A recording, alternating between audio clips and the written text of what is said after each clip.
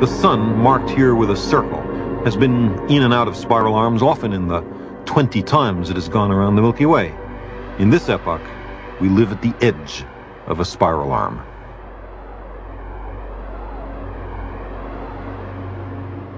We've looked at internal galactic motion on a small scale across 1 million light years or less. But the motion of the galaxies themselves across billions of light years is different. That motion is a relic of the Big Bang. The key to cosmology, the study of the entire universe, turns out to be a commonplace of nature, an experience of everyday life.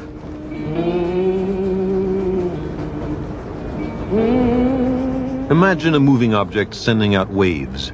It could be light waves, it could be sound waves, it could be any kind of wave.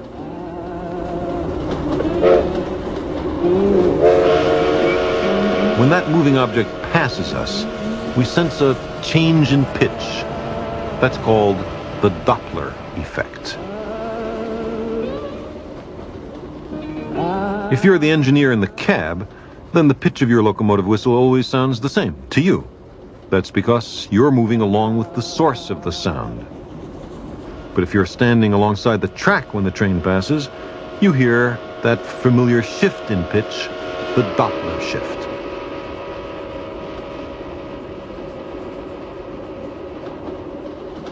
The reason this happens is easy to understand once you visualize the waves. A stationary train sends out sound waves in perfect circles like the ripples on a pond. Let's start the train again.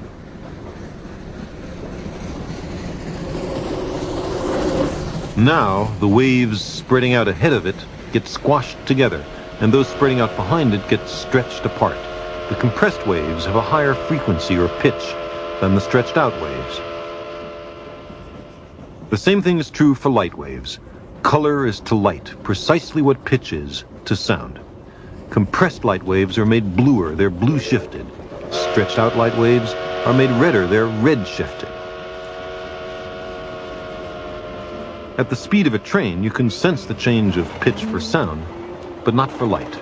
The train is traveling about 1 million times too slow for that.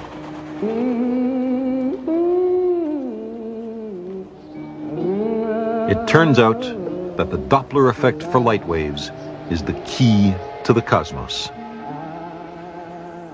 The evidence for this was gathered unexpectedly by a former mule team driver who never went beyond the 8th grade. During the second decade of this century, the world's largest telescope was being assembled on Mount Wilson, overlooking what were then the clear skies of Los Angeles. Large pieces of the telescope had to be hauled to the top of the mountain, a job for mule teams. One of the drivers was a young man named Milton Humison, the ne'er-do-well son of a California banker. But he was bright and naturally curious about the equipment he had carted up Mount Wilson, and after the telescope was completed in 1917, he managed to stay on here as janitor and electrician. One evening, so the story goes, the observatory's night assistant was ill and Humison was asked to fill in.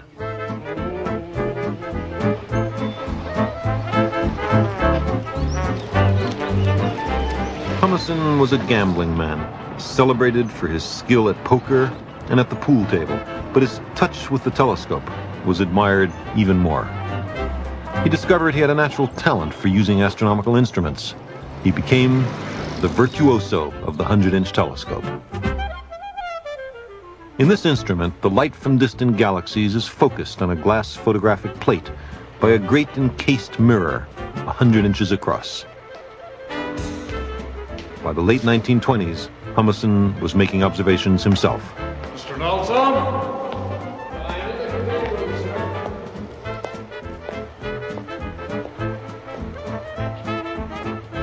Humison, by now, had his own night assistant to help him with the observations. Afternoon, Mr. Nelson. Good afternoon, Mr. Humison. We'll start at 6. I'll be making a spectrogram at the Cassegrain Focus. Yes, sir. The telescope must be able to point with high accuracy to a designated region of the sky and to keep on pointing there. A machine weighing about 75 tons, as massive as a locomotive, must move with a precision greater than that of the finest pocket watch. Everything must be checked thoroughly.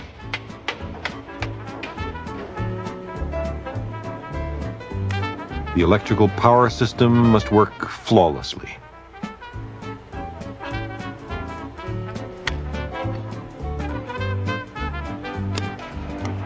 Hours before observations are to begin, the dome is opened to allow the temperature inside and outside to be equalized.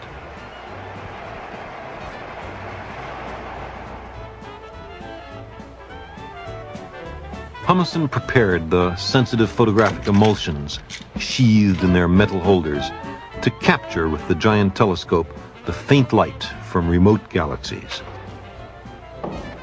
This was part of a systematic program which Humason and his mentor, the astronomer Edwin Hubble, were pursuing to measure the Doppler shift of light from the most distant galaxies then known. But the most distant galaxies are very faint.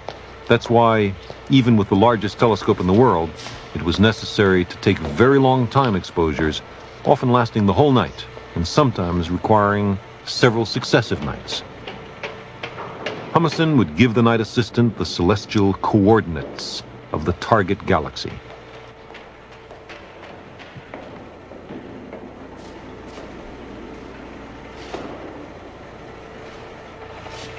Through the long, cold night, he would have to make fine adjustments so the telescope would precisely track the target galaxy. The galaxy itself was much too faint to see through the great telescope, although it could be recorded photographically with a long time exposure. So the telescope would be pointed at a nearby bright star and then offset to a featureless patch of sky from which, over the long night, the light from the unseen galaxy would slowly accumulate. The telescope focused the faint white light from the galaxy into the spectrometer, where it was spread out into its rainbow of constituent colors. The spectrum would be recorded on the little glass plates. All right, would you clamp in the drive and salute the focus star, please? Are you clear? I'm going to salute to the east. Yes, I think I'm clear. Just take it easy.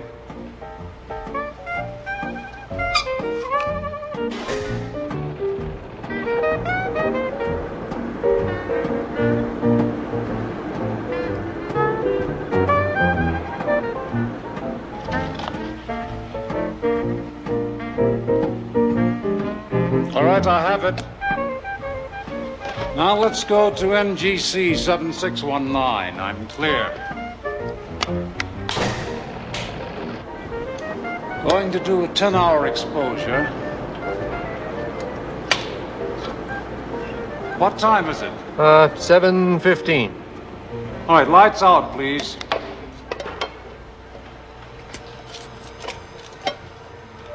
Dark slide is open.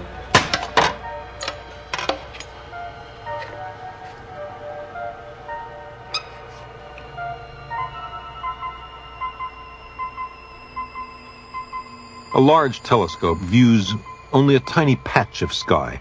As the Earth turns, a guide star or a galaxy would drift out of the telescope's field of view in only a few minutes. Humason had to stay awake, tracking the galaxy while elaborate machinery moved the telescope slowly in the opposite direction to compensate for the Earth's rotation. The telescope is a kind of clock. How's the dome? You're clear.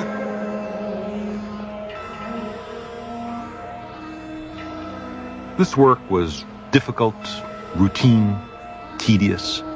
But although they didn't yet know it, Hubble and Humason were meticulously accumulating the evidence for the Big Bang. They had found that the more distant the galaxy, the more its spectrum of colors was shifted to the red. All right, clear the telescope. Coming down now. If this redshift were due to the Doppler effect, the distant galaxies must be